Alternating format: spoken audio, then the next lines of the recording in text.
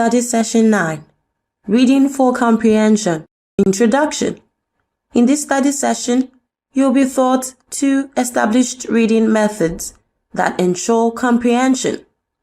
Each of these 2 methods is presented in form of a formula, the SQ3R and the OK4R.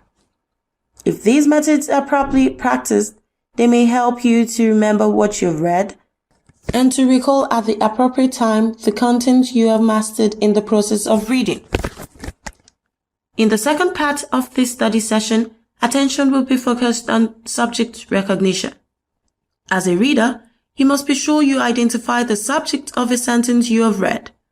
This is the basic step towards understanding the main idea of a section read. The technique of finding main ideas in a reading task will also be presented to you, after highlighting the most common placements of the main idea in any selected reading material. Learning outcomes. When you have studied this session, you should be able to 1. Read for comprehension. 2. Recognize subject. 3. Find main ideas.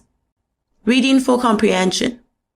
In this unit, you will be exposed to how you can read for comprehension.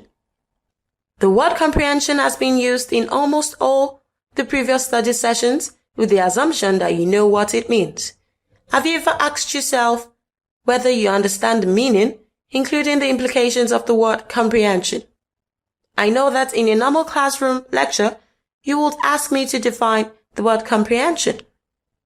Reading comprehension is very difficult to define, but if reduced to its simplest elements, you might say that comprehension is a part of a communication process of getting the thoughts that were in the author's mind into the reader's mind.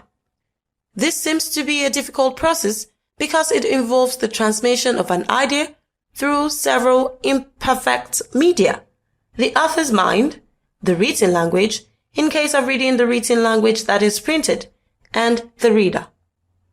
Minor but important variations occur even between speakers of the same language because of the individual's background. The printer's errors also constitute another inaccuracy to transmission processes. In addition, it is always difficult to know exactly what the author means by the words you see on the page. However, the picture is not all that gloomy. After all, we all have reached our academic status simply because we happen to understand what the author has meant by what he has written at any point in time. For some of us, comprehension will continue to be tested, and we will pass through the testing ground since we now understand that there is no point in reading at any speed if we cannot demonstrate the ability to understand what we read. Let us now turn to some reading methods that ensure that you read, understand, and remember what you read in a textbook, the SQ3R and the OK4R methods. Reading Technique 1, the SQ3R. Over 30 years ago, educator Francis Robinson developed a superb reading technique called the SQ3R or SQRRR. Note: SQ3R is simply a way of combining studying with reading.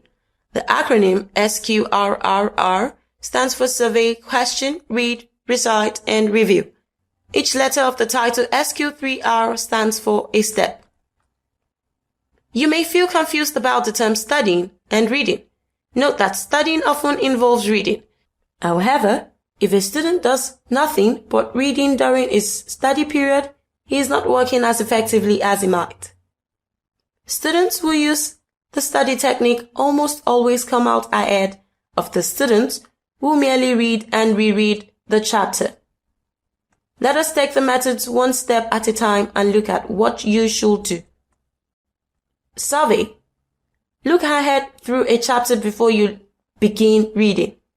As you look, read only topic headings, captions, or illustrations, and any chapter summary or review. This step is similar to skimming. Another term that is similar to surveying is previewing. This step should give you an overall picture of what is ahead. Question. To focus your attention as you read, turn each topic heading into one or more questions. For instance, if the chapter is Stage of Memory, you should raise questions such as, are there more than one stage of memory? What are the stages? How do they differ? How is each identified? Asking questions will increase your interest and it will help relate new ideas to what you already know for better comprehension. Read. As you read, try to answer the question you asked. Read in short bits from one topic heading to the next, then stop. If the material is very difficult, you may want to read only a paragraph at a time. Recite. After you have read from one topic heading to the next, you should stop and recite. That means you should try to silently answer your questions or to summarize main ideas in your own words. Scan back over the section until you can remember what you have just read. There's little point reading more. After you have completed one section in this way, turn to the next topic heading and read to the following heading. Then look for answers as you read. Recite. Recite again before you move on. Repeat the question, read, recite cycle until you have read the entire chapter. Review. When you have finished reading, skim back over the chapter or read your notes. Then check your memory by reciting and quizzing yourself again. Or better yet, get someone to ask you questions about each topic to see if you can answer in your own words. Some authors have referred to are, has, revise. In the language of these authors, the material should be revised some days later. This is suggested because psychologists have found that the period of most rapid forgetting is just after learning. They also believe that if you revise the material, the forgetting does not take place so rapidly. In order to ensure that you do not suffer from intellectual indigestion, it is important that you stop often to think, question, recite, review, and digest information. Reading technique 2. OK4R. The second reading technique is the OK4R or OKRRRR.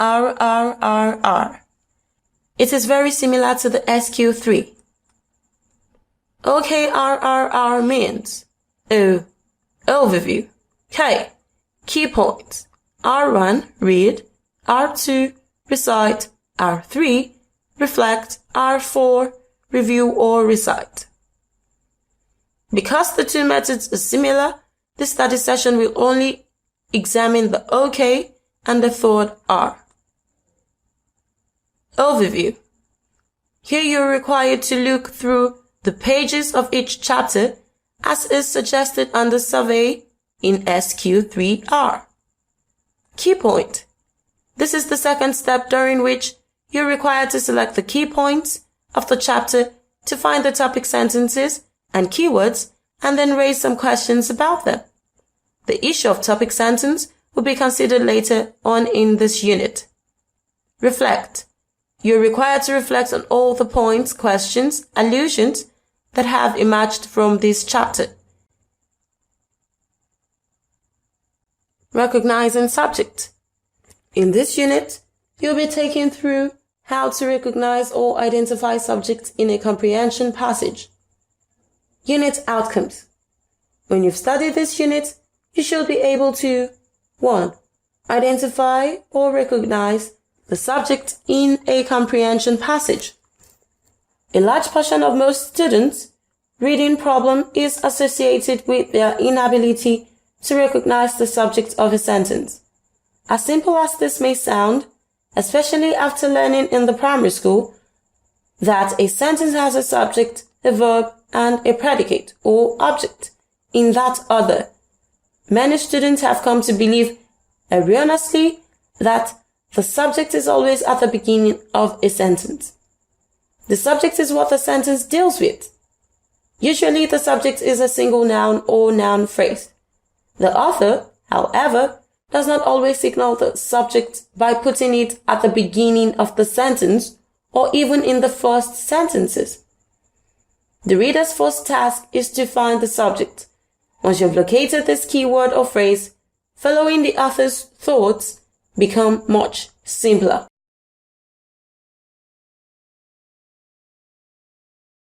Finding the main ideas. The next destination is the concept of main idea and its placement. Let us differentiate between main idea and topic sentence. The main idea of a paragraph is the thought that a writer wants you to understand and remember. The topic sentence is the key sentence in a paragraph.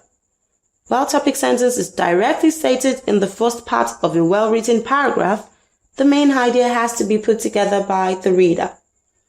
Now let us examine the concept of main idea and the placement in a paragraph or passage. The main idea is the thought a writer wants you to understand and remember. Everything else is relatively minor details. If you're reading effectively, you'll be able to read a paragraph, quickly pick out the central thought, and understand the relationship between the details and the main idea. Once you become adept at finding main ideas in paragraphs, you will comprehend better at a faster rate of speed. Familiarize yourself with the different placements of main idea by efficient authors. 1. The main idea may be directly stated in the first sentence of the paragraph. Example: the president tells the visitor that he is given 3/4 of his time to international affairs. 2. The main thought may be directly stated in the first sentence and repeated in the last sentence of a paragraph as emphasis. 3. The main thought may be directly stated in a sentence located in the middle of a paragraph. Some paragraphs will contain sentences that imply the main idea and do not specifically state it in any one sentence. Other paragraphs are extremely brief, making it difficult to determine the central thought. In other instances, a paragraph may contain two equally important concepts, or the paragraph makes no sense to you. There is one approach to finding main ideas. The technique consists of asking two questions, placing the answers to these two questions into one concise sentence, and thereby discerning the main idea. 1. Determine the subject of a paragraph. Ask yourself who or what the paragraph is about. 2. What is distinctive about the subject? What does this paragraph tell us about the subject? 3. Present the answers to the above questions in a single sentence and you have the main idea. This technique can be applied whether the main idea is implied throughout the paragraph or stated in a single sentence. In addition, you can use the same procedure when attempting to determine the basic theme of an essay, a chapter, or a short story. See if you can find the main idea of the following paragraph. The room was entirely carpeted with a thick soft rug. Drapes, spun of gold thread, bedecked the large picture windows. Sterling silver candlesticks flanked a gold clock on the mantelpiece. Crimson velvet covered the large sofa.